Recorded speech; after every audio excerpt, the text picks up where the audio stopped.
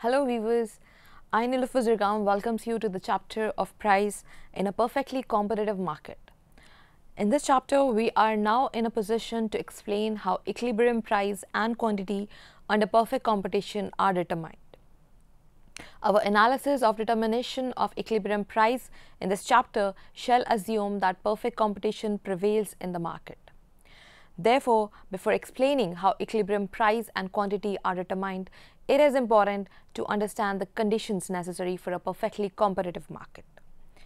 We'll first acquaint ourselves with the terms which are going to be used in the discussion, what we shall discuss about these topics, but we must first understand the following concepts before proceeding further.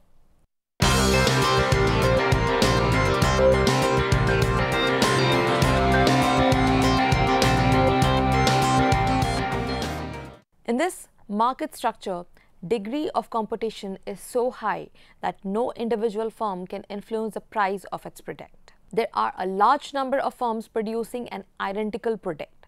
Each firm produces relatively a very small part of the total production of the product, with the result that increases or decreases of output of the product by it makes hardly any difference to total supply of the product.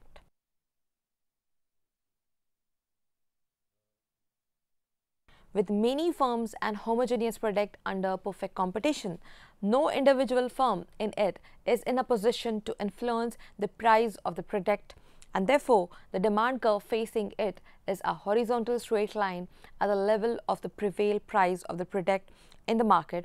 That is, demand for a single firm working under perfect competition is perfectly elastic. This means no firm is able to affect the price of the product by varying its level of output. The firm working under perfect competition therefore takes the price of the product as given and constant for it. It is therefore often referred to as price taker.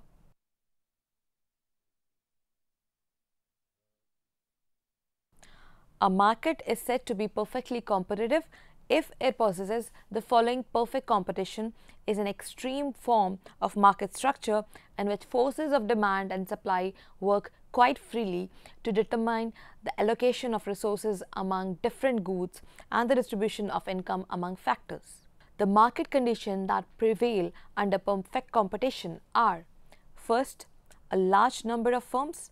Under perfect competition, there is a large number of firms, sellers and buyers. None of them can exercise any influence over the market price of the product, which is determined by free working of market demand for and supply of it.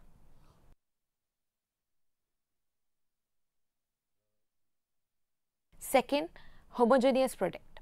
Under perfect competition, different firms produce and sell absolutely homogeneous products so that buyers have no preference for the product of any firm.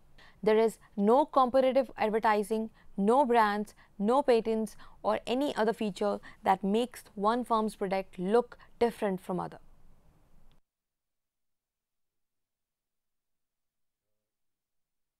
Third, perfect knowledge. Thirdly, both sellers and buyers possess perfect knowledge and information about current cost of production that have to be incurred on producing the product and the price at which product will be sold in the market. In fact, all other economic facts are known to buyers and sellers.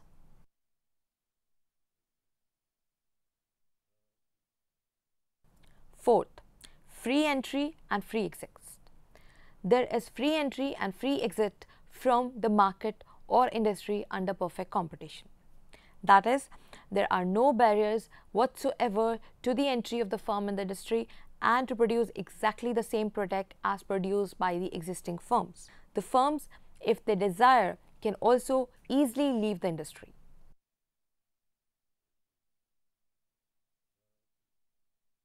Workers have perfect mobility. They can change employment from one firm or industry to another quite freely.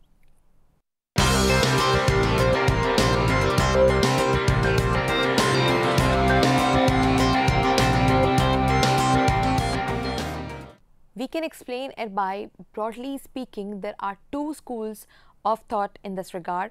One school of thought believed that it was cost of production, that is the force of working on the supply side, which determined the price of the product. This other school of thought held the view that it was the utility, or more precisely the marginal utility, that determined the demand, therefore the price of the product.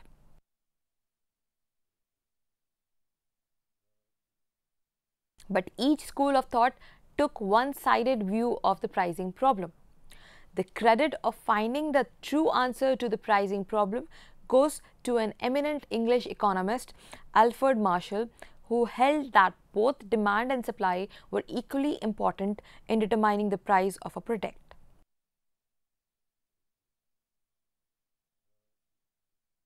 In other words, Marshall said that both the marginal utility of a product and the cost of producing it took part in determining price. He likened the price determination to the cutting of a piece of a paper by a pair of scissors. This famous analogy is worth quoting here. We might as reasonably dispute whether it is the upper or the lower blade of a pair of scissors that cuts a piece of paper as whether value is governed by utility or cost of production. It is true that when one blade is held still and the cutting is affected by moving the other, we may say with careless brevity that the cutting is done by the second, but the statement is not strictly accurate and is to be excused only so as long as it claims to be merely a popular and not a strictly scientific account of what happens. Neither the upper blade nor the lower one taken individually can cut the paper. Both are required to do the work of cutting. The lower blade may be held stationary and only the upper one may be moved, yet both are indispensable for cutting the paper.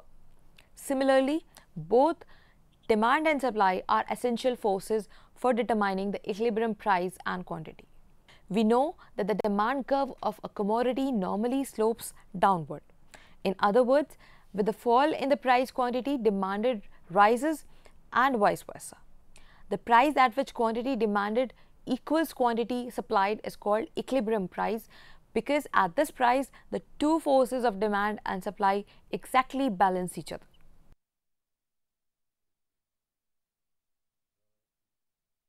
The quantity of the good which is purchased and sold at this equilibrium price is called equilibrium amount.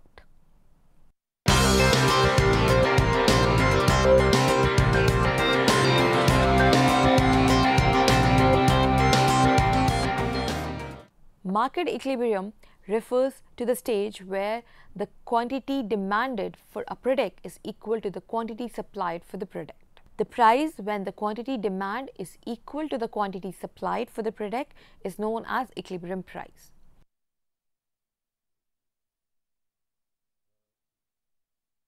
The term equilibrium in economics means that forces working on a variable are in balance so that there is no tendency for it to change.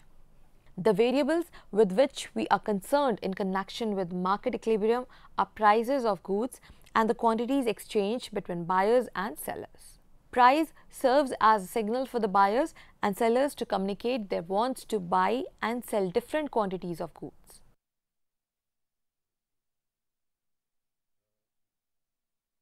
How the market demand and supply determine price and quantity exchanged are illustrated in table 1.1, that is market equilibrium.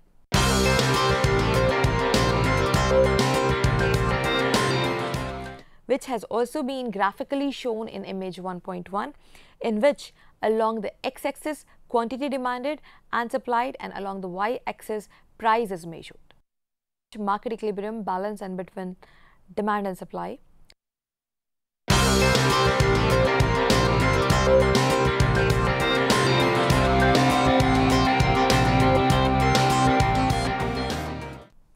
Changes in either demand or supply cause changes in market equilibrium. Several forces bringing about changes in demand and supply are constantly working, which cause changes in market equilibrium, that is, equilibrium prices and quantities. The demand may increase or decrease, the supply curves remaining unchanged. This would cause a change in equilibrium price and quantity.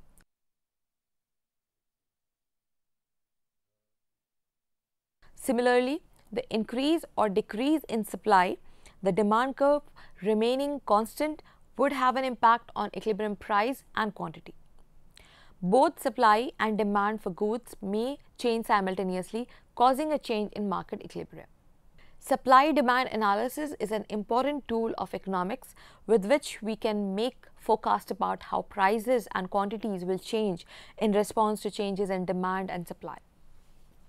Let's see the impact of increase in demand on market equilibrium. The image 1.2, that is the impact of increase in demand on price and quantity. Price goes up, quantity goes up. In image 1.2, the original demand curve is DD and supply curve is SS. At equilibrium price OP, demand and supply are equal to OQ. Now, suppose the money income of the consumer increases, the demand curve will shift to DD dash and the supply curve will remain same. We will see that on the new demand curve D dash at OP, price demand increases to OQ2 while supply remains the same, that is OQ. Since supply is short of demand, price will go up to OP1. With the higher price, supply will also shoot up and new equilibrium between the demand and supply will be reached. At this equilibrium point, OP1 is the price and OQ1 is the quantity which is demanded and supplied. Thus, we see that as a result of an increase in demand, there is an increase in equilibrium price, as a result of which the quantity sold and purchased also increases. Let's see the impact of decrease in demand or market equilibrium.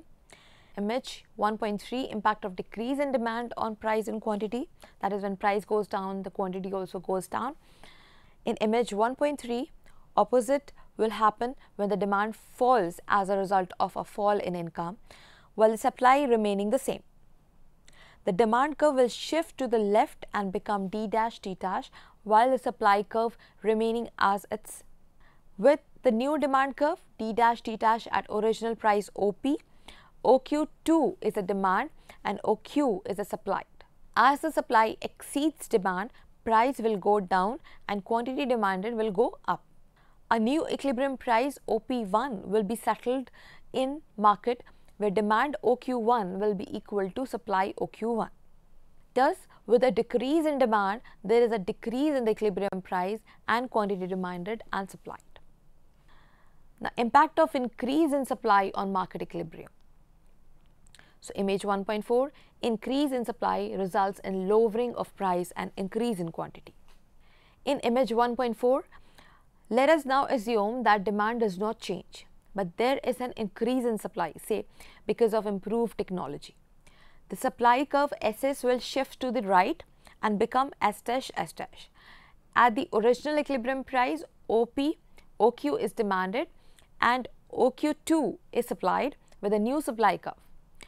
Since the supply is greater than the demand, the equilibrium price will go down and become OP1, at which OQ1 will be demanded and supplied.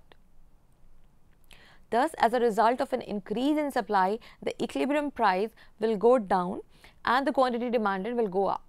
Now, let's see the impact of decrease in supply on market equilibrium. Image 1.5, that is decrease in supply causes rise in price and fall in quantity. So, in image 1.5, if because of some reason there is a decrease in the supply, we'll find that equilibrium price will go up, but the amount sold and purchased will go down.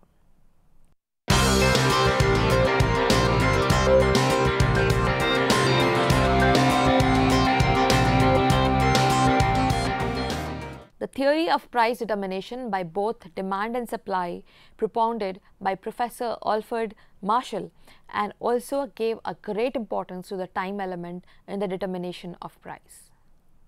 Time element is of great relevance in the theory of value, since one of the two determinants of price, namely supply and demand, depend on the time allowed to it for adjustment.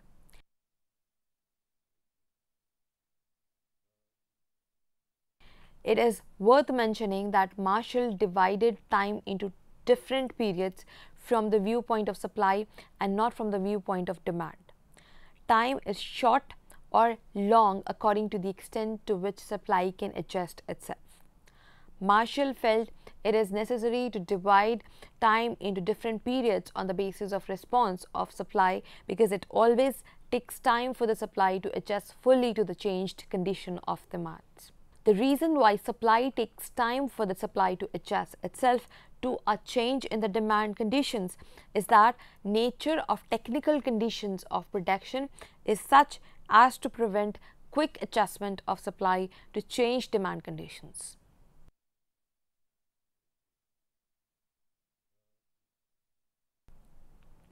A period of time is required for changes to be made in size, scale, and organization of firms as well as of the industry. Another point is worth noting.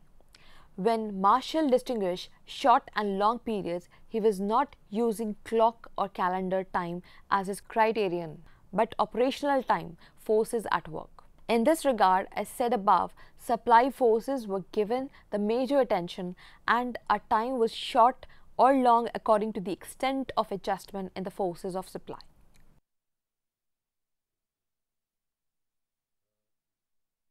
The greater the adjustability of the supply forces, the greater the length of the time, irrespective of the length in clock time. Marshall divided time into following three periods on the basis of response of supply to a given and a permanent change in demand. First, market period.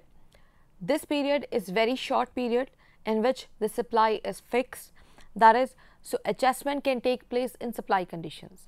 In other words, supply in the market period is limited by the existing stock of the good. The maximum that can be supplied in the market period is the stock of the good which has already been produced. In this period, more good cannot be produced in response to an increase in demand.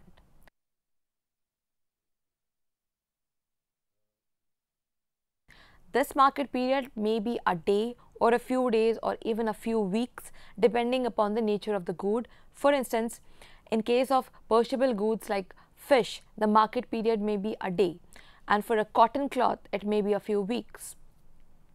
Second, short run.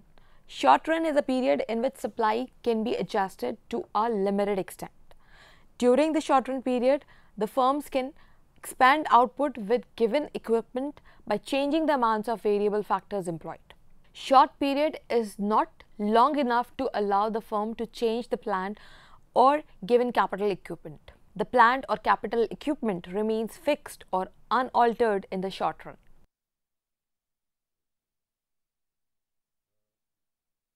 Output can be explained by making intensive use of the given plant or capital equipment by varying the amounts of variable factors. Third, long run. The long run is a period long enough to permit the firms to build new plants or abandon old ones. Further, in the long run, new firms can enter the industry and old ones can leave it. Since in the long run, all factors are subject to variation, none is a fixed factor.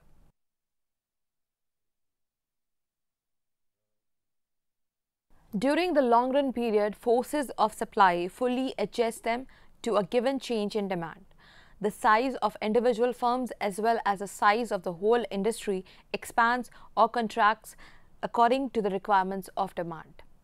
From above, it is clear that because of the varying response of supply over a period of time to a sudden and once for all increase in demand, Marshall found it necessary and useful to study the pricing process in the market period, second the short run, and the third the long run, depending respectively upon whether the supply conditions have time to make. First, no adjustment. Second, some adjustment of labor and other variable factors, and third, full adjustment of all factors and all costs.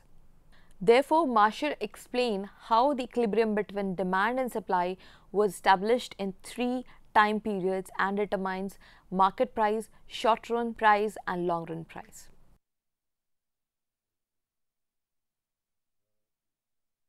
We thus that the price that will prevail depends upon the period under consideration. If a sudden and a once and for all increase in demand takes place, the market price will register a sharp increase since supply cannot increase in the market period.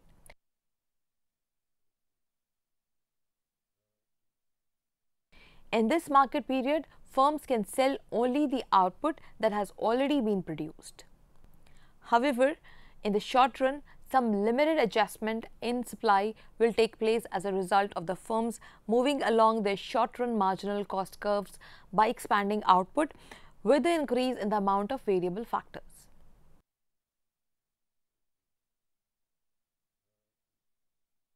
Consequently, the short-run price will come down from the new high level of the market price, but short-run price will stand above the level of original market price which prevailed before the increase in the demand occurred.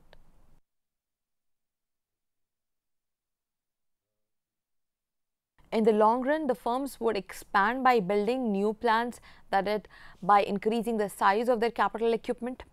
In other words, firms would expand along the long-run marginal cost curves. Besides, new firms will enter the industry in the long run and will add to the supply of output. As a result, the long-run price will be lower than the short-run price.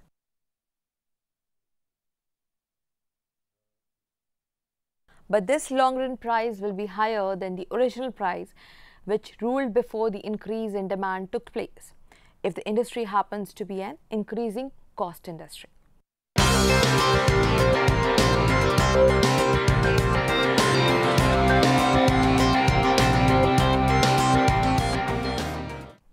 So let's quickly summarize what we have learned today. In the script, we have discussed the concept of perfectly competitive market and determination of price equilibrium. We have learned the concept of market equilibrium and its changes. We have also discussed the importance of time element in price indetermination.